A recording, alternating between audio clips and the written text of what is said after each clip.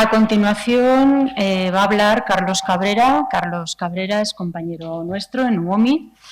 Él es un oncólogo médico que se formó en el Hospital Universitario Mutua de Tarrasa. Posteriormente se incorporó al Servicio de Oncología Médica del Hospital Clínic de Barcelona en la unidad de tumores torácicos y en el 2019 en el Instituto Oncológico Rosell. Desde 2021 trabaja con nosotros. Y nos va a hablar del papel de la inmunoterapia en estadios precoces de cáncer de pulmón.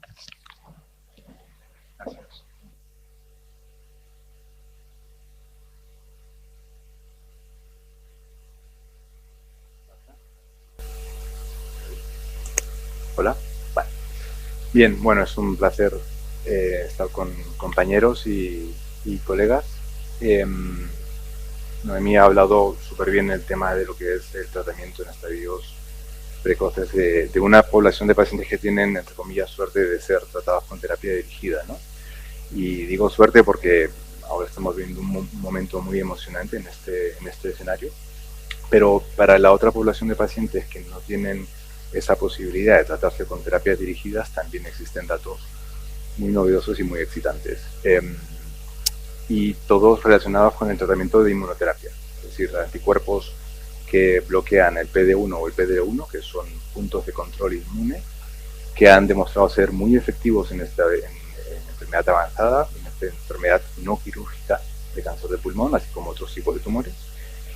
Pero desde hace un par de años están saliendo datos muy interesantes y este año concretamente tenemos datos muchísimo más interesantes que os voy a explicar poco a poco. Esta diapositiva ya la hemos explicado varias veces durante el día de hoy, pero retrata perfectamente que mientras más temprano detectes el cáncer de pulmón en un paciente, más posibilidad tenemos de curar y de aspirar a esa supervivencia a largo plazo, ¿no? Y en cuadro rojo, aquellos pacientes que antiguamente, y digo antiguamente porque a día de hoy ya no tenemos que pensar así, tenían que recibir quimioterapia, tanto antes como después de una eventual cirugía.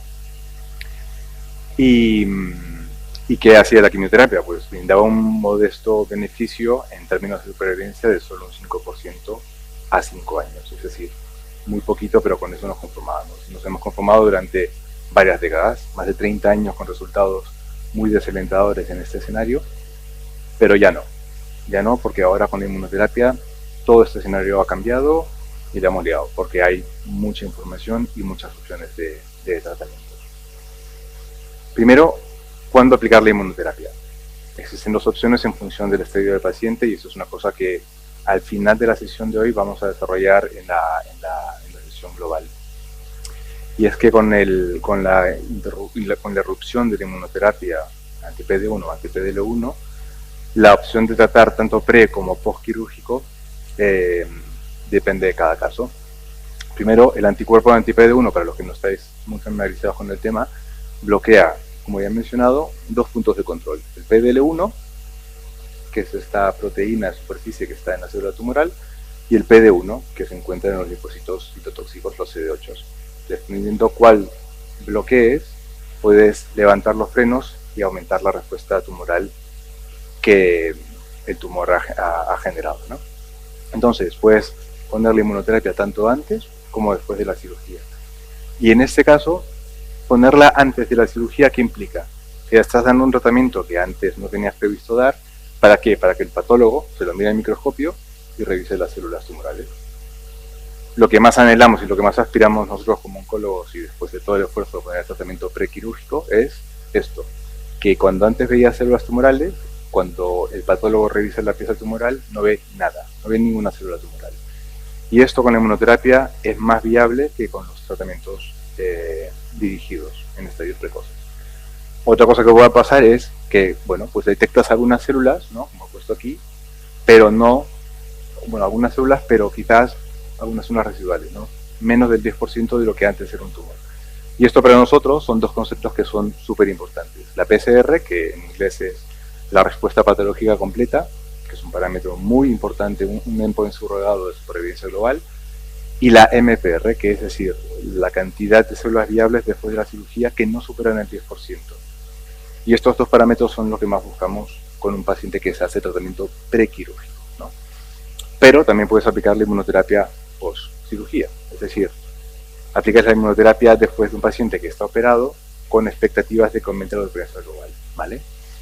Estos dos escenarios viables, a día de hoy, tanto antes como después de la cirugía, lo que queremos finalmente es lo que mencionaba Noemí, mejorar la supervivencia de nuestros pacientes y también la calidad de vida. Eso es un tema muy importante también.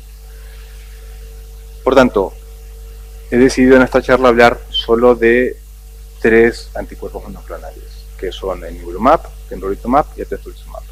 Son los que estamos más familiarizados aquí en esta parte de Europa. Y por más que hayan datos de otros anticuerpos que provienen de Asia, he decidido no mencionarlos para hacer la charla más homogénea también, ¿vale? Entonces empiezo con nivolumab, que tiene muchos datos de estudios piloto de neoadjuvancia, tanto en monoterapia como en combinación con otro anticuerpo que es el ipilimumab, que es muy tóxico.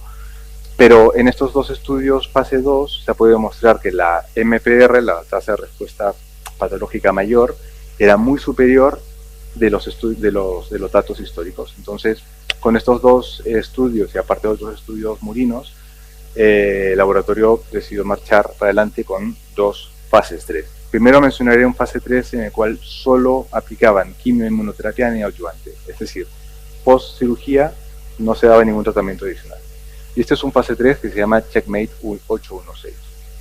Este es un fase 3 que, como menciono, randomizaba a los pacientes que tenían opciones quirúrgicas a recibir quimioinmuno, es decir, nivo más quimio, doblete de platino, versus solo doblete de platino. Los pacientes durante las 6 semanas después de la última sesión de tratamiento iban a cirugía y según criterios recibían radioterapia postoperatoria y luego hacían un tratamiento, un seguimiento, un periodo de seguimiento. Como podéis ver en los próximos ensayos que comentaré, la gran mayoría de endpoints primarios y secundarios serán supervivencia, es decir, supervivencia libre de eventos, cuánto tiempo hasta que un paciente vuelva a desarrollar la enfermedad o muere, o también supervivencia global, ¿vale? Esos son los 2 términos de supervivencia de estos ensayos. Y también, la tasa de respuestas tanto patológica completa como respuesta patológica mayor. Y estos son los que más hemos barajado en estos fases 3 que voy a mencionar, ¿vale? Adelanto que todos los ensayos que comentaré ahora han sido positivos en el endpoint primario, o sea que son datos súper bonitos, muy unicornios, que no solemos ver en oncología, por cierto. En este ensayo clínico, la PCR era muy superior, 12 veces mayor que en pacientes que solo recibían quimioterapia, ¿vale? Y esto ya lo veremos en los próximos estudios también. Y aparte de esto, la supervivencia 3 años después de reclutar pacientes demostraba que la combinación era muy eficaz, mucho más eficaz en términos de control de enfermedad y de residuo de la enfermedad a comparación de solo la quimioterapia. Y estos 2 cuadros los iremos viendo repetidamente porque, como os digo, mejora la supervivencia libre de progresión y también la supervivencia global, en algunos casos, y sobre todo mejora la tasa de respuestas patológicas, ¿vale? Y eso es un patrón que iremos viendo en los próximos datos. Más de este estudio, pues, demostraba también que un subgrupo de pacientes, particularmente los pacientes que tienen estadio 3A, que anteriormente eran dudosos y eran operables en algunos casos, tenían un mayor beneficio que aquellos pacientes que eran en estadios 1B o 2, y también, como ya veremos en los próximos ensayos, aquellos pacientes que pesaban un PDL1 más del 50% son los que tienen más beneficio a comparación del resto de poblaciones. Y ya veremos ahora que aquella población PDL1 es una población que biológicamente tiene un comportamiento mucho más agresivo que aquellos pacientes que son PDL1 positivos. Ahora lo desarrollaremos. Por tanto, como os mencionaba, la PCR es mayor en pacientes que reciben el doblete junto con la quimio, junto con la inmuno, pero particularmente la tasa de PCR es mucho mayor que en aquellos pacientes que tenían PDL1 positivo versus los PDL1 negativos. Por tanto, lo que os comenté hace un momento, esto es una población que biológicamente se comporta distinto que los pacientes PDL1 positivos.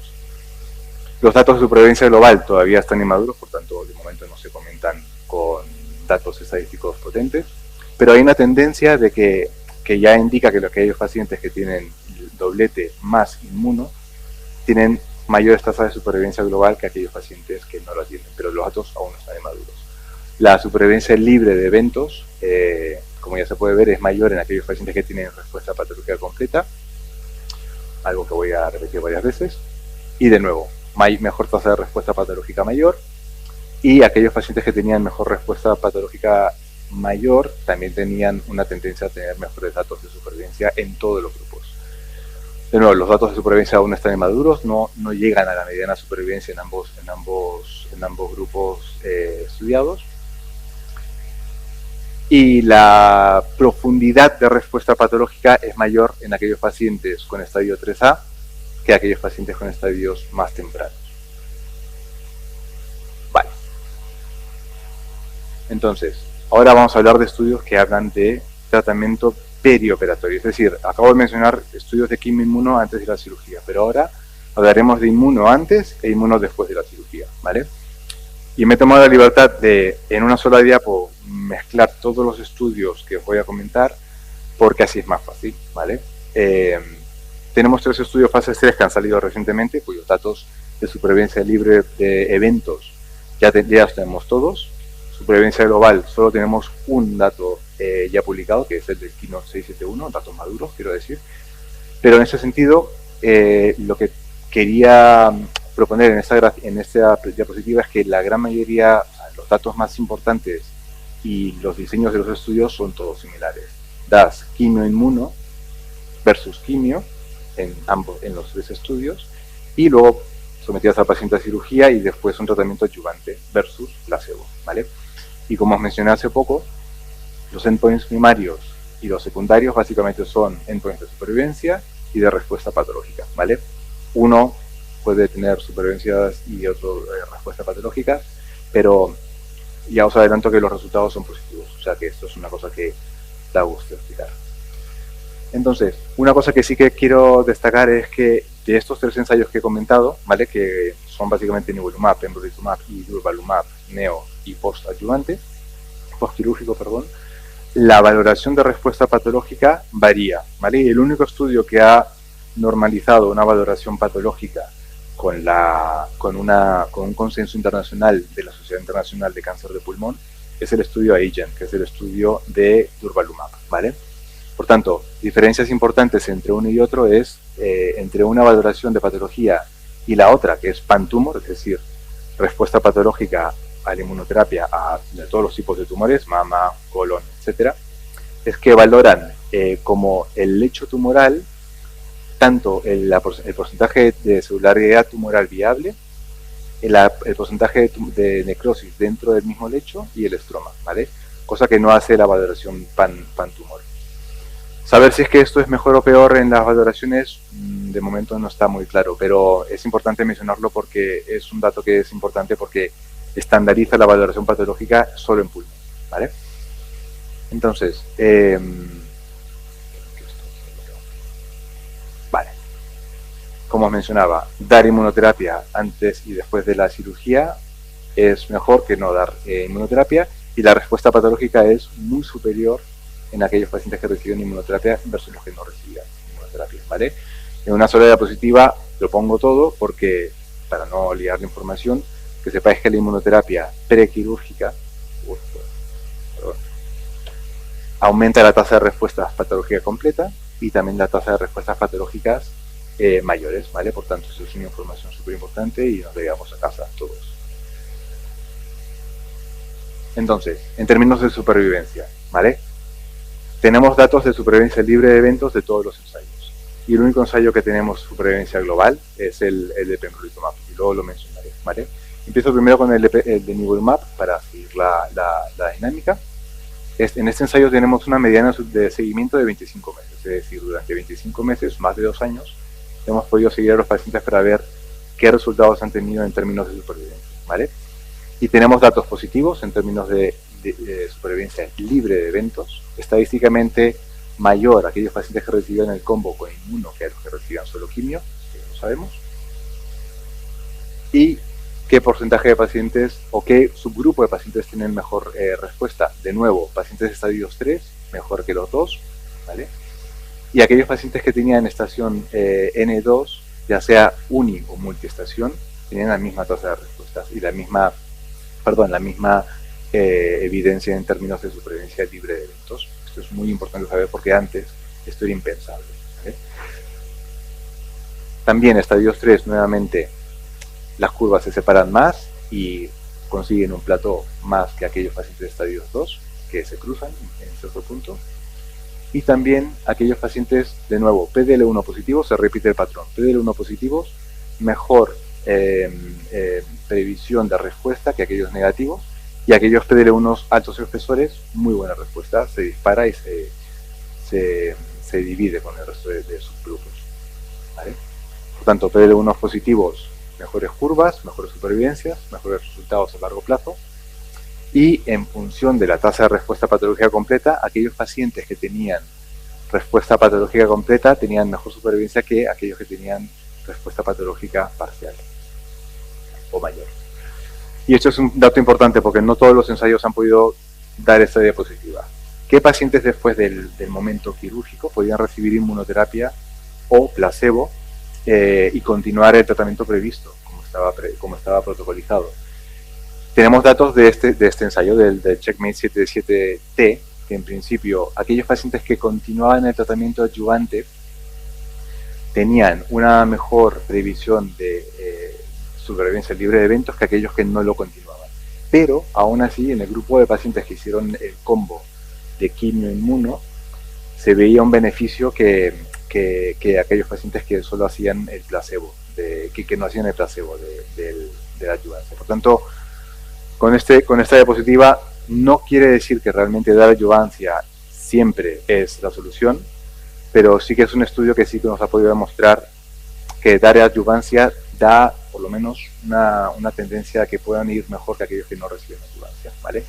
Pero aún así la decisión de continuar tratamiento después de una cirugía no es de todo fácil, porque ahora demostraré un cuadro resumen en el cual se ve que no todos los pacientes pueden completar el tratamiento previsto, ¿vale? Otros datos de supervivencia en función de la tasa de respuestas patológicas, de beneficio en función de la tasa de respuesta patológica. Aquellos pacientes que tenían un PDL1 superior al 1% iban mejor y tenían más supervivencia, tasa de respuesta patológica completa que aquellos negativos. Y ahora demostraré un par de casos clínicos que lo grafican también. Y ahora me paso a durvalumab. Durvalumab es un anticuerpo anti-PDL1, ¿vale? Que realmente, diferencia entre los tres anticuerpos que menciono, no hay mucha. Los tres son anticuerpos que son inmunoglobulina G, son anticuerpos monoclonales humanos al 100%. No hay una gran diferencia entre ambos, ¿vale? Y ahora lo explicaré por qué. Entonces, en este ensayo, en el AIGIAN, se ha podido demostrar que sí que es verdad que es una tasa de una mediana de seguimiento corta, de casi un año de seguimiento solo, pero se ha podido demostrar el endpoint primario, que es la supervivencia libre de eventos, y estadísticamente positivo. Es decir, de nuevo, dar inmunoterapia pre y post aumenta la supervivencia libre de eventos, que solo da quimioterapia, y nuevamente un mayor beneficio en aquellos pacientes que son en estadio 3A y PDL1 50%. El patrón se va repitiendo constantemente, ¿vale? Por tanto, yo personalmente no creo que realmente un anticuerpo sea mejor que otro. Los patrones se están repitiendo de manera constante y muy reproducible, ¿vale? Y en términos de PCR por subgrupos, realmente se ve nuevamente que aquellos pacientes que de más del 50% de PDL1 tienen mayor tasa de PCR. Y esto es un dato importante que no todos los estudios han mencionado.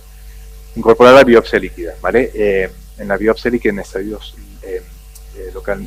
quirúrgicos, perdón, ¿qué puedes mirar? Puedes mirar la VAF, que es la frecuencia alélica, ¿vale? Es decir, el porcentaje de DNA tumoral circulante versus el DNA circulante no tumoral, y también puedes ver el clearance de esta mutación en sangre. Es decir, qué tanto desaparecen las mutaciones en sangre con el tratamiento.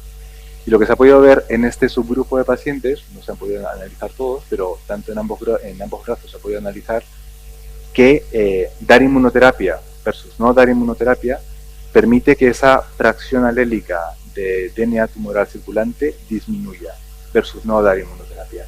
Y se ha visto que esta disminución es más profunda y más mantenida.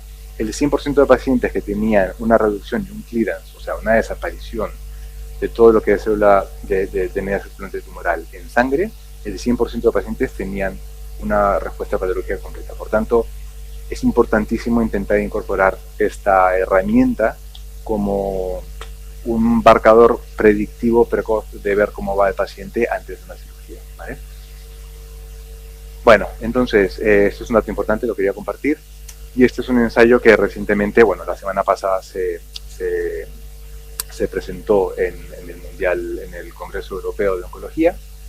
El que lo presentó fue, curiosamente, un cirujano torácico, que no sé si estaba muy emocionado o muy nervioso por presentar los datos, pero es el primer estudio que ha podido demostrar no solo supervivencia libre de progresión en este grupo de pacientes, sino también una supervivencia global. Es decir, los pacientes tardan más en recidivar y viven más. Esto es súper importante, lo que todos queremos. Y también importante destacar que, es verdad, 36 meses de seguimiento, es decir, ha tenido casi más de 3 años de seguimiento del estudio para poder demostrarlo. Bueno, estos datos muy consistentes con los estudios previos, más tasa de respuestas patológicas completas y más tasa de respuestas patológicas mayor en este grupo de pacientes. Por tanto, nada nuevo que destacar, pero sí esta diapositiva importante, que son los datos publicados después del segundo análisis interino del estudio. Es decir, después de 4 años de seguimientos, ¿vale? Pero con una mediana de 36 meses, se ha podido demostrar que la curva de supervivencia global de pacientes que recibían la quimio-inmuno versus que solo recibían la quimio se mantenía separada y hacía un plató. Es decir, este grupo de pacientes con mucha probabilidad no volvían a recibir y vivían más y hacían su vida normal, que es lo que buscamos. Y sobre todo, estos resultados han podido ser soportados con datos estadísticamente significativos, que es lo que finalmente buscamos en oncología, ¿vale? Por tanto, esta es la gran diferencia de este ensayo con respecto a los otros dos que he mencionado, de momento, ¿vale? Bueno, de nuevo, mayor tendencia a supervivencia global en grupos de tratamiento con quimio-inmuno, ¿vale? Versus aquellos que no. Y una cosa que difiere de los otros estudios es que aquí el beneficio se veía en todos los grupos, tanto en grupos en pacientes de estadio 2 como estadio 3. Aquí no es que el estadio 3 se beneficiaba más que el estadio 2. Aquí la hazard ratio de riesgo de recidiva era muy similar entre los tres estadios planificados. Sí que es verdad que, bueno, esto no lo he mencionado, pero en algunos estudios también incluían pacientes CGFR mutados y ALK traslocados, pero no lo he mencionado porque realmente son poblaciones de pacientes muy minoritarias que en enmiendas durante el estudio se rechazaron. Es decir, se han analizado como subgrupos y no los voy a mencionar porque no tienen relevancia clínica, ¿vale? Y sí que se observa una tendencia, como ya he mencionado previamente, pacientes PD1 altos expresores, un poquito más de beneficio. Con todo ello, hace pocos días, la FDA aprobó el tratamiento de inmunoterapia perioperatoria de pembrolizumab en este escenario. Por tanto, ¿en qué estamos ahora? Tenemos 3 estudios, 3 fases 3, que a día de hoy tenemos aprobación por la FDA de pembrolizumab recientemente y de inmunoterapia con nivolumab hace poco más de un año. Y a nivel europeo tenemos la aprobación de la EMA. Pero ¿qué pasa? Pues necesitamos ir más allá y ver si esto lo vamos a anunciar. ¿Y qué pienso yo? Que yo pienso particularmente que no es que piense que pembrolizumab es mejor que el resto. Simplemente ha llegado antes. Todos los coches son buenos, todos son Fórmulas 1, todos son muy buenos, pero francamente creo que esto va a demostrarse con el tiempo.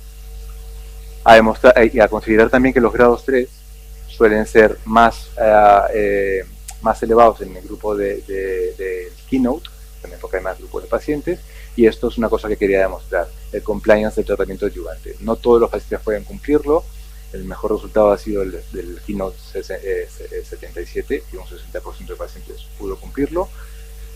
¿Y qué tenemos? Pues, ¿es seguro? Sí. ¿Tiene efectos grado 3?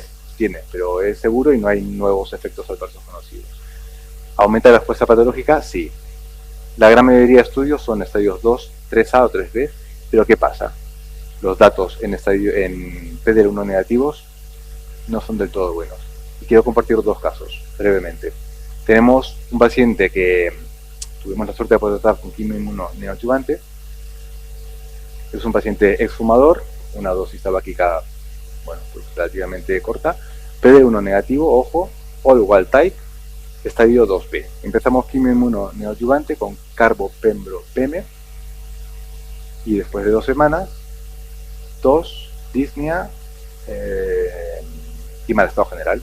Repetimos el TAC, progresión tumoral, y decidimos adelantar la cirugía, que finalmente fue una neumonectomía y un upstaging, es decir, de un T3 pasó a un T4. ¿Este paciente cómo lo consideramos? ¿Una progresión, una resistencia primaria a la neoadyuvancia? No lo sabemos, esto no está definido aún. No hay una definición de resistencia primaria a la neoadyuvancia. Es un grupo biológico que se ha de considerar. Otra paciente, un T2N2, escamoso, mujer no fumadora, curioso, all wild type y PD1 negativo también. En estadio 3A empezamos quimio-inmuno neoadyuvante con carbo, pacli, nivo, muy buena respuesta radiológica, pero la respuesta patológica igual, se mantiene. Hizo radioterapia postoperatoria, seguimiento. ¿Qué pasa? A los 15 meses, recidiva cervical, confirmada por PAP y una exéresis. Esta señora ya progresó. Esperemos que no progrese más en los próximos días. Se ha operado hace poco y veremos qué hacemos con esta señora. Estamos pendientes de la AP postquirúrgica. Con todo ello, es una paciente que se dio una resistencia adquirida a la inmunoterapia, ¿no? Pero, de nuevo, este grupo de pacientes no están definidos aún. Biológicamente se han de estudiar. ¿Y cómo se han de estudiar? Pienso yo que la mejor manera de estudiarlo sería mirar el microambiente tumoral. Utilizar el geomics, que es una forma de análisis transcriptómico y proteómico del microambiente tumoral, porque esta población de pacientes debe ser distinta, seguro. Brevemente, adyuvancia. Pacientes operados a los cuales le da tratamiento de inmunoterapia posterior, ¿vale?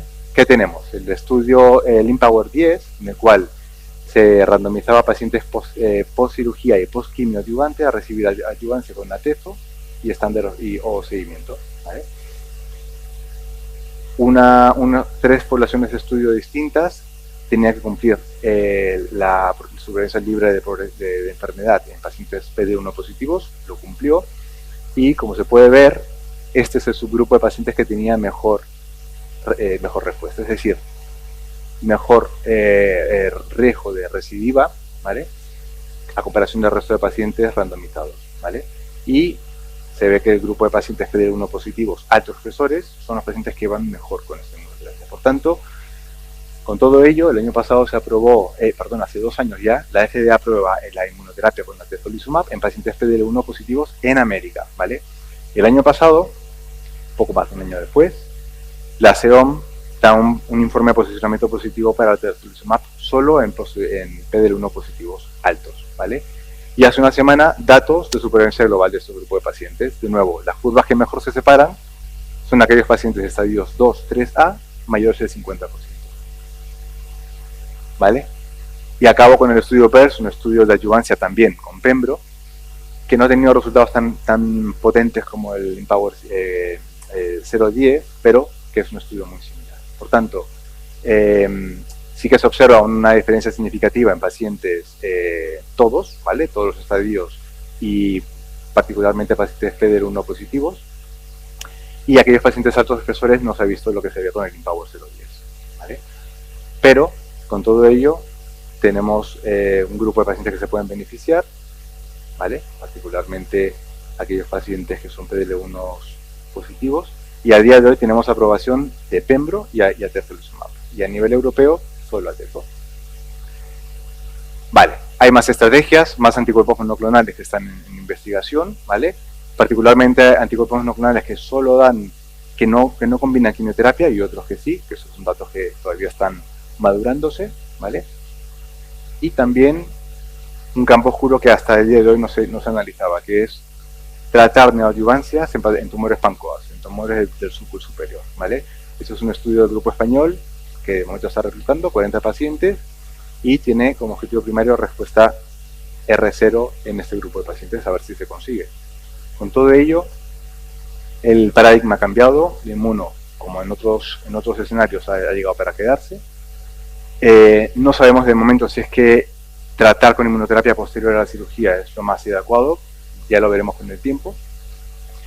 Y se tiene que diseñar, sobre todo, nuevas estrategias en PD1 negativos, porque es un grupo de pacientes biológicamente distintos. El DNA, para ver el clearance de ctDNA, se debe incorporar, esto en el futuro espero que llegue, y también deben haber otros biomarcadores que con técnicas de transcriptómica quizás lo podamos mirar. Y muchas gracias por la atención.